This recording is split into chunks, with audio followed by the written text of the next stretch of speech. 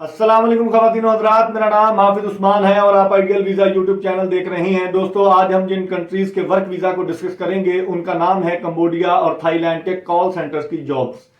पाकिस्तान में इस वक्त कंबोडिया और थाईलैंड के कॉल सेंटर की जॉब्स का काम बड़े जोरों शोर से चल रहा है। अगर आप भी कंबोडिया या आपको किसी एजेंट ने कहा है कि थाईलैंड का आपको कॉल सेंटर का वर्क वीजा देंगे, $1000 के करीब आपकी सैलरी होगी, तो जाने से पहले ये वीडियो मुकम्मल जरूर देखिए। या कोई दोस्त अगर आपका जाने का इरादा रखता है तो उसको जरूर रिकमेंड कीजिएगा ये वीडियो जरूर देखे। मैं आज की वीडियो में आपको इसकी तमाम तर तफसीलात फराहम करने की कोशिश करूंगा। कुछ अर्सा पहले, सबसे पहले मैं आपको एक कहानी सुनाता हूँ। कुछ अर्सा पहले मैं शहर फैसलाबाद से ताल्लुक रखता हूँ। किसी बंदे ने मुझे बताया कि $1000 आपकी सैलरी होगी और आपको कंबोडिया का वीजा दिया जाएगा, वर्क वीजा, जहां पर आपको कॉल सेंटर की जॉब होगी।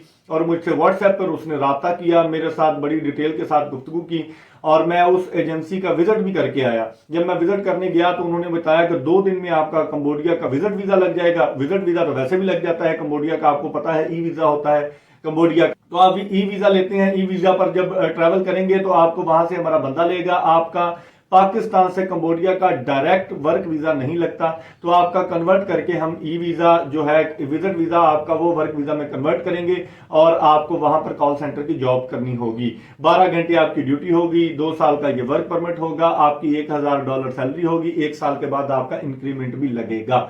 मैं बड़ा हैरान परेशान हुआ क्योंकि मैं इस इंडस्ट्री से काफी देर से वाबस्ता हूं, ताल्लुक रखता हूं, तो मुझे पता था कि इसमें कोई ना कोई तो गड़बड़ है। जब मैंने इस पर रिसर्च की तो एक और दोस्त ने मुझसे राब्ता किया व्हाट्सएप पर, शायद उनका ही कोई बंदा था। हालांकि मैं फिजिकली मिलके आया हूं, ट्रैवल एजेंसी है, बाकायदा उनका ऑफिस था, मार्केट के अंदर ऑफिस था। अच्छा, वो उस दोस्त ने मुझसे व्हाट्सएप पर राब्ता किया और मुझे वीडियो कॉल पर पूरा उसने ऑफिस भी दिखाया कि इस ऑफिस में आकर आप विजिट करेंगे, आप इस ऑफिस में वर्क करेंगे और आपका पहले इंटरव्यू होगा। आपको ये झांसा ये देते हैं कि सबसे पहले आपका इंटरव्यू कंडक्ट किया जाएगा, अगर आप इंटरव्यू में पास हो जाते हैं तो ही आपकी जॉब कंफर्म होगी। एक मैडम के साथ मेरे बात करवाई उन्होंने, मैंने उसके साथ बात की, उसने मुझसे मेरा नाम पूछा, मेरी क्वालिफिकेशन पूछी, इंट्रोड्यूस योरसेल्फ, तो मैंने अपना नाम और अपनी क्वालिफिकेशन बताई। मेरी क्वालिफिकेशन इंटरमीडिएट थी, तो मैंने कहा मेरी क्वालिफिकेशन 12 है, इंटरमीडिएट है। तो उसने कॉल कट करके दूसरे बंदे को पकड़ा दी जिसने मेरी कॉल करवाई थी, शायद वो एजेंट था। पहले मैंने उससे पूछा कि आपके पास मेरा नंबर कहां से आया। उसने कहा फला फला बंदे ने आपका नंबर दिया है, तो मैं अपनी मैडम से आपकी बात करवाता हूं, जो एचआर डिपार्टमेंट से ताल्लुक रखती हैं, वो आपको हायर करेंगी। ये दोस्तों सारा स्कैम होता है। ये आपको ऑलरेडी हायर कर चुके होते हैं, आपको थोड़ी बहुत बस इंग्लिश आनी चाहिए, आपको हायर कर चुके होते हैं। अच्छा, उसके बाद उसने कहा कि मैडम ने कहा मैंने तो आपको बोला था कि आपको ग्रेजुएशन वाला बंदा चाहिए, आप इंटरमीडिएट वाला बंदा ले आए हैं। तो उसने कहा मैं आपको थोड़ी देर तक कॉल करता हूँ। थोड़ी देर बाद फिर मुझे कॉल की, तो फिर मैडम से बात करवाई कि हाँ जी आप इंटरमीडिएट है तो कोई मसला नहीं, आपका काम हो जाएगा, आप आ जाएं, अपने डॉक्यूमेंट्स भेजें, आपका वीजा लगवाते हैं, आप इतने पैसे एडवांस दे दें। 6 लाख 7 लाख रुपया उन्होंने मुझसे डिमांड किया। मैंने कहा चलिए मैं मशवरा करके बताता हूँ। तो मैंने जब इस पर टोटल रिसर्च की, अभी तो ये हो चुका है कि पाकिस्तान से बहुत सारे जो मेरे जैसे मेरी उम्र के 25-30 साल के नौजवान लोग हैं वो जाते हैं। क्या होता है उनके साथ मैं आपको बताता हूं। जब मैंने इस पर रिसर्च की तो पता चला, मैं अगर कोशिश कर रहा हूं कि किसी ऐसे दोस्त का इंटरव्यू भी कंडक्ट करूं, क्योंकि आपको पता है यूरोपियन कंट्रीज, जो गल्फ कंट्रीज हैं, इनमें जाना बहुत मुश्किल हुआ है। अगर हो भी जाता है जाना तो आपकी सैलरीज बहुत कम होती हैं। तो यहां पर लोग इसलिए ज्यादा जल्दी अट्रैक्ट हो जाते हैं कि एसी में बैठकर करने वाला काम है, सैलरी भी $1000 है, एडे भी चंगे कोई नहीं जनाब कि तुहानू मुंह चुक के 3 लाख रुपया सैलरी भी दे देन ते नाल एसी च भी काम भी करन दे देन ते तुसी पाकिस्तान तो 5-7 लाख रुपया ला के 2 महीने पैसे भी रिकवर कर लो। ये सब सुहाने ख्वाब है, इस पर कभी तवज्जो ना दीजिएगा। अगर कोई ऐसा कर रहा है, बिल्कुल आपके साथ स्कैम कर रहा है, सबसे पहले तो उसको कॉल करके, वीडियो स्किप करके, वीडियो रोक के सबसे पहले उस बंदे को कॉल करके मना करें कि मैं नहीं जाना चाहता कंबोडिया, मैं नहीं जाना चाहता थाईलैंड। तो होता क्या है, जब कंबोडिया का आपका थाईलैंड का विजिट वीजा लगता है तो कंबोडिया, थाईलैंड और म्यांमार एक कंट्री है, इनके बॉर्डर के करीब आपका ये ऑफिस होता है।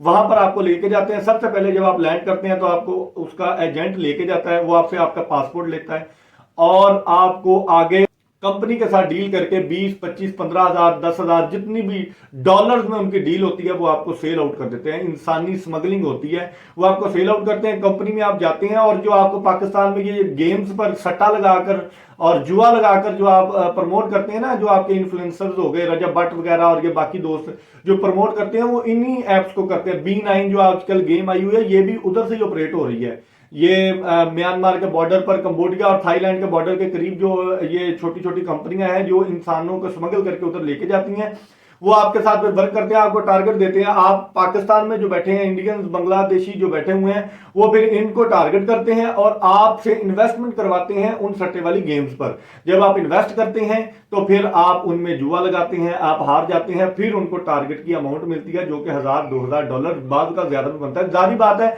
आप कंपनी को जब तक कमा के दे रहे हैं आप उनके काम के हैं। जब आपको असलियत पता चलती है कि ये सट्टेबाजी चल रही है और मैं यहां नहीं रहना चाहता, जब आप उनको छोड़ के आना चाहते हैं, पासपोर्ट तो आपके पास होता नहीं है, तो आप पाकिस्तान वापस भी नहीं आ सकते, तो फिर बाद औकात ऐसा होता है कि ये सारा जो प्रोसीजर मैंने आपको बताया कि जॉब दे देते हैं और आपको कुछ डॉलर्स में, $1000 में, 15,000, $10,000 में बेच देते हैं। जब आप वापस आने लगते हैं तो आपको कहते हैं कि हमारे डॉलर्स वापस कर दो और चले जाओ पाकिस्तान वापस। तो आपने जितने कमाए होते हैं आपको देने पड़ते हैं, तो ही आपको आपका पासपोर्ट मिलता है। दूसरा इसका तरीका वो ये करते हैं कि पहले वरदे ਤੁਹਾਡਾ ਪਾਸਪੋਰਟ ਲੈਂਦੇ ਨੇ ਤੇ ਪਿੱਛੇ ਫੋਨ ਕਰ ਦਿੰਦੇ ਨੇ ਤੁਹਾਡੇ ਘਰਦਿਆਂ ਨੂੰ ਕਿ ਇੰਨੇ $1000 ਭੇਜ ਦਿਓ ਤੇ ਤੁਹਾਡਾ ਮੁੰਡਾ ਛੱਡ ਦਿੰਦੇ ਨੇ, नहीं तो वो उत्थे ਤੁਹਾਨੂੰ रख लेंगे ने। अगवा बराए तावान का बहुत बड़ा गैंग ये सरगर्म है।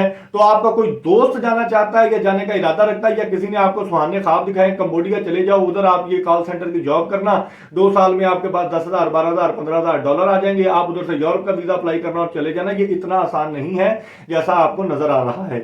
कंबोडिया हो गया, थाईलैंड हो गया, म्यांमार हो गया, लाओस हो गया, मंगोलिया हो गया, ये जो कंट्रीज हैं ये बिल्कुल डेवलप्ड कंट्रीज नहीं है, यहां पर क्राइम का रेशो बहुत ज्यादा है। तो आप वहां जाकर फंस सकते हैं, फिजिकली तौर पर आप वहां जाएंगे, आप फंस जाएंगे, आपके पीछे भी आपके घर वाले भी आपको रोएंगे और आप भी वहां बैठकर रोएंगे। तो अगर आपको कोई भी चीज की कंफ्यूजन हो तो आप मुझसे कॉल पर, व्हाट्सएप पर पूछ सकते हैं, मैसेज करें, अपना मैसेज छोड़ दिया करें, हाय हेलो ना किया करें, अपना सवाल करें, मैं आपको जैसे ही पॉसिबल होता है मैं फौरन आपको जवाब देने की कोशिश करता हूं। कोई भी दोस्त आपका जाना चाह रहा है कंबोडिया, थाईलैंड, उनका इन्ने पैसे सानू दे दे, बैंक च रखा ला है, महीने का कोई ना कोई तो ਤੁਹਾਨੂੰ आएगा। तो इसलिए मेरी माने आपके लिए मशवरा है आपके भाई का, तो आप इस तरह का कोई भी काम ना करें जिससे आपके पीछे आपके वालिदैन को कोई परेशानी का सामना करना पड़े। तो उम्मीद है आपको आज की वीडियो पसंद आई होगी। अपने मेजबान हाफिज उस्मान को इजाजत दीजिए, कल तक की वीडियो के लिए अल्लाह निगहबान।